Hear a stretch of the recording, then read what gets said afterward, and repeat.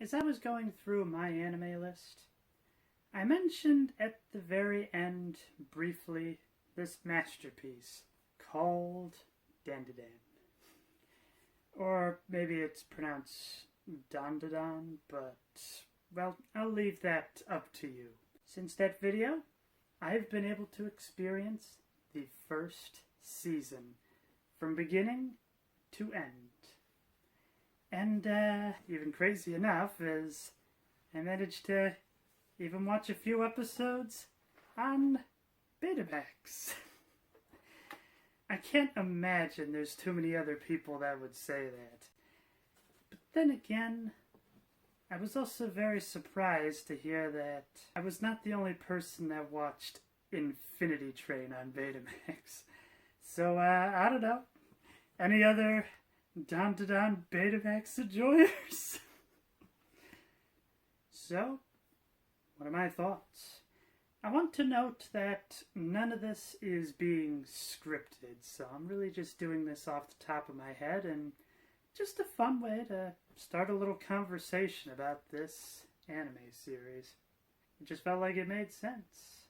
The idea that the name of the show is Dandadan, and it was recommended to me by one of my best friends, also named Dan. And I am very happy I took that recommendation as, well, this is just, I don't know how to describe it. Like, I just had so much fun. There were so many times I just caught myself just watching it going, ah! Like, I just had this crazy grin on my face the whole time, and, well, I guess that would be a bit of an interesting topic. It's like, what is it about this show, or probably better if I said this anime, that really struck such an accord with me? Well, I'd say the first thing is its subversion of expectations. Now, what do I mean by this?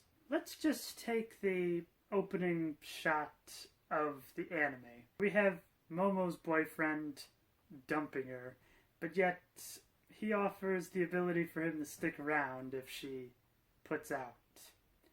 Now, how would you anticipate something like this going? Perhaps Momo would, like, tell him off, maybe do the soap opera slap, or perhaps, like, report it to a counselor or something. Not in this anime. She just does a roundhouse kick, but, well, she is unsuccessful, and so he delivers the blow back right away, and that's when the flurry of insults start happening. And then, even going a little further along into the episode, when Okarun has been possessed by the spirit of Turbo Granny, after him giving this emotionally heartfelt speech about Momo is the only person that's ever cared about him, and he is not gonna give up on Momo that easily.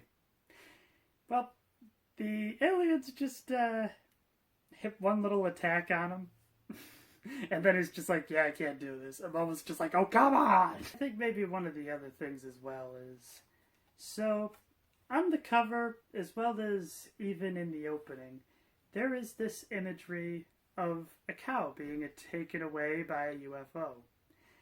And it's just one of those things I love, that within the series, it's like so well animated, it's so detailed, but all it is just to make sure that the mantis shrimp's son can get a blood transfusion. That trope very much continues with the introduction of Gigi. It's like, it's an old flame, must be someone that Momo saw as like a Ken Takakura type, much like how the very first boyfriend in the episode was seen. But yet the guy comes off as just a complete doofus. It's just a lot of fun, and, well, in a few ways, I'd compare it with Star Wars. I know that's a bit of a weird connection, but just bear with me. It's the idea that George Lucas has said of Star Wars that it is not necessarily an original concept, And I very much agree. There's a lot of influence in this movie, as well as even the rest of the series. And I'd very much say the same thing here. It's just taking a whole bunch of elements, whipping them into a blender, and yet it somehow works. I mean, you got slice of life, you got, I believe the term would be shonen. You even got aspects of horror, but yet somehow it's all handled in a very light-hearted tone. Except for the acrobatic Silky. Well, it's the cliffhanger at the very end. There's definitely some darker elements in here, but I just find it absolutely crazy that as there's a big battle in the school where half of it is submerged underwater, there is just a scene where one of the aliens is just like, "Ah, one of my brethren, come help me," and you just realize that the severed head just goes off to the side, or I'm pretty sure there's like another one that gets ripped in half and you just see the intestines spilling everywhere, but yet it's somehow not done in a very disturbing way, which I feel like any show that could do that is definitely doing something different. And maybe one of the other things I love about this show is that as you watch the intro with each passing episode, there are different elements that slowly start to make sense the more you watch it.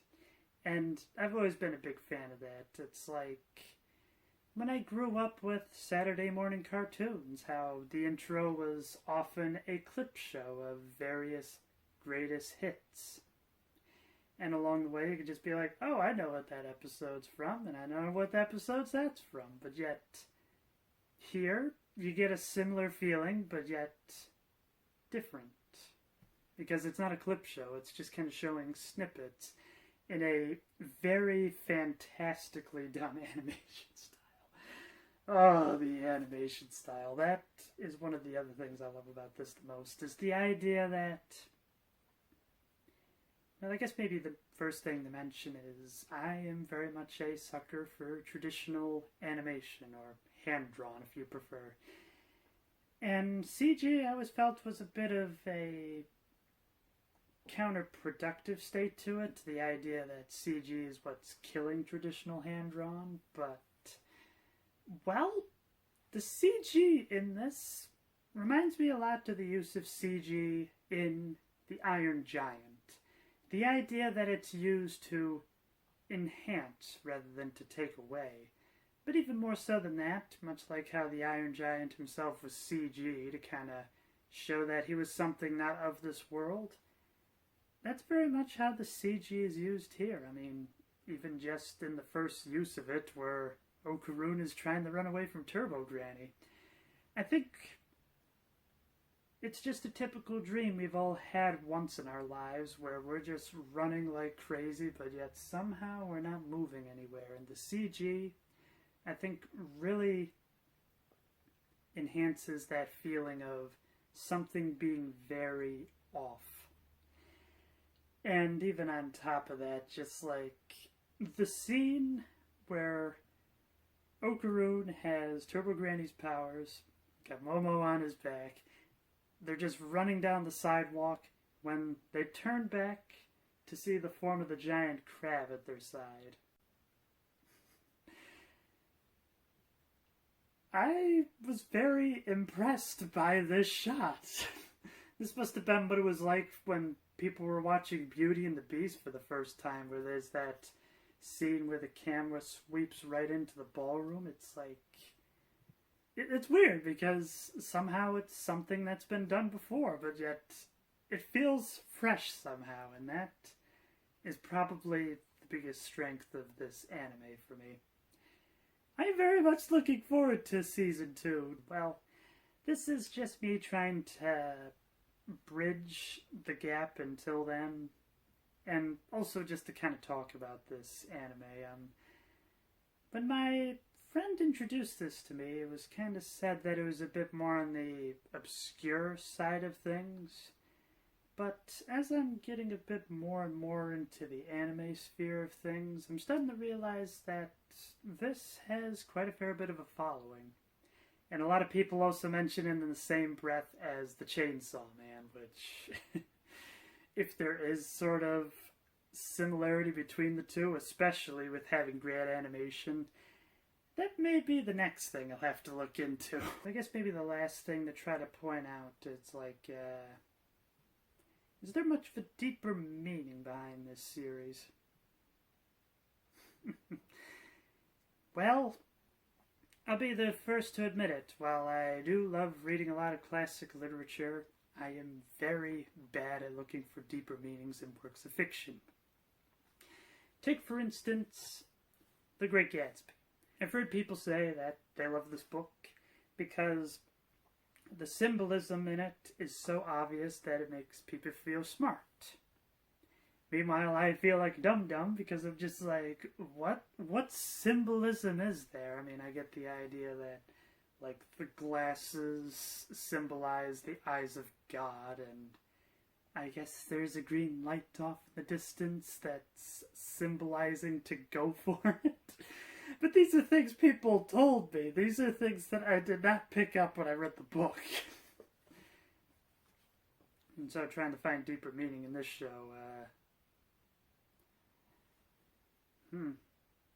well, maybe let me try to put on a bit of a philosopher's cap, I guess. Well, I guess the interesting thing to think about is, so right from the get-go, it shows very much the difference between Momo and Okarun. One believing the world of spirits and one believing in the world of aliens. And I don't necessarily understand why that's considered the occult. I would have figured Momo's thing would have been more occult, but, well, maybe perhaps there was a bit of a translation issue. But I do find it rather fascinating that between the two encounters with Okarun and Turbo Granny and Momo with the alien race, and they've only really said it twice, and not gonna lie, I'm very bad with names. But I find it fascinating that there's kind of this sexual theme to it, so to speak. The idea that, well, when Okarun meets Turbo Granny's just kind of like, I'll do you a sexual favor if you do me a sexual favor. And, I guess that's kind of also what happens with the aliens as well, except that's more like, no, we want your sexual favor and we're not taking no for an answer. And it's rather fascinating that Momo is almost violated by the aliens, and then Okarun loses his manhood. Which, I will admit, if that was me at that age, I would have just been like, I can work with this. But I feel like there's a little something deeper there. After all, I'm very much brought back to the famous scene in Casino Royale where James Bond is having his manhood assaulted. Which, I just have to say right now that how the scene plays out in the book is far more brutal.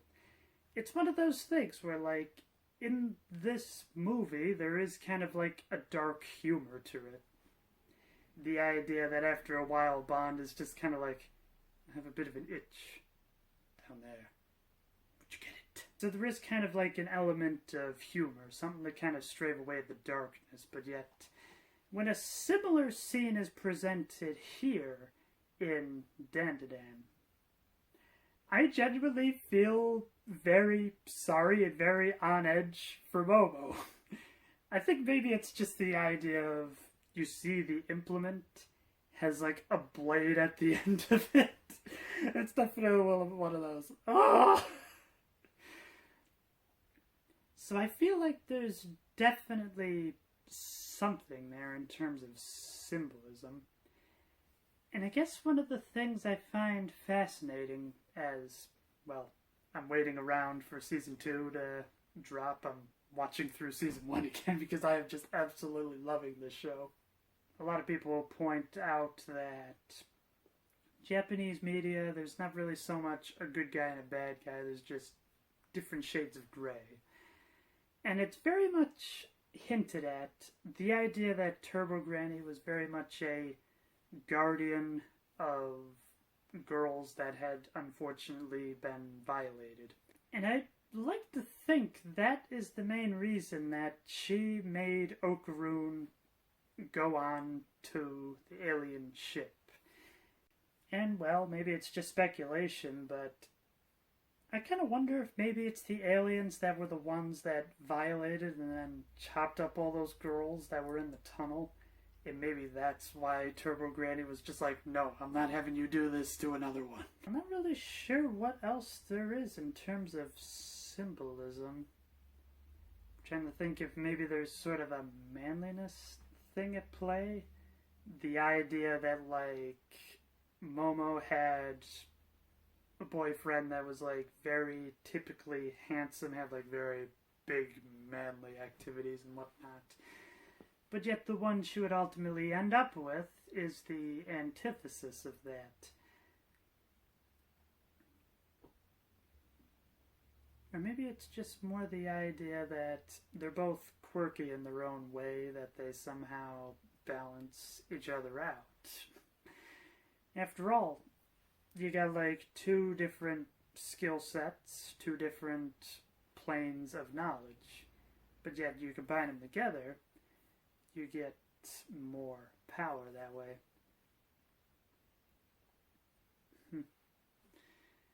I guess that's about all I can think of.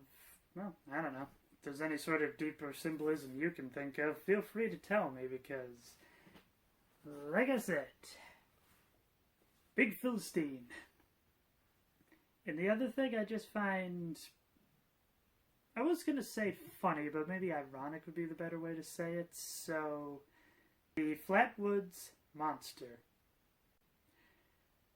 Crazy enough, not the first time I've seen it in a piece of Japanese media. So, well, if you've been watching my channel for a while, you may or may not know that I love Majora's Mask.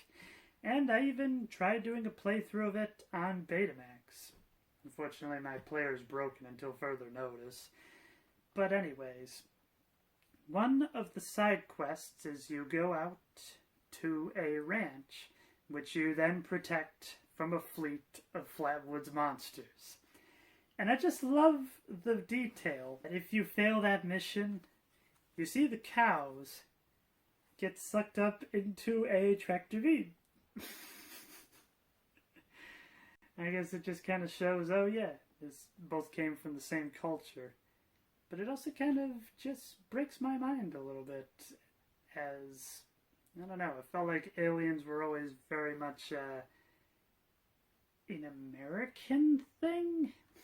Because I'm sure there's, like, countries all over the world that have depicted extraterrestrial powers, but it's just so fascinating to see it through a completely different cultural lens, and also just a different interpretation as well. So, yeah. If you haven't seen this anime already, you're missing out. And, well, each season's only 12 episodes. As of now, I think there's 24. I want to say season 2 has been completed. I'm just waiting for it to come out on Blu-ray. So, I'd be very curious to hear what your thoughts are on this masterpiece. Do you love it? Do you hate it? Or do you know about any sort of deeper message that may or may not be behind this story? Be very curious to know. And until next time, keep having fun.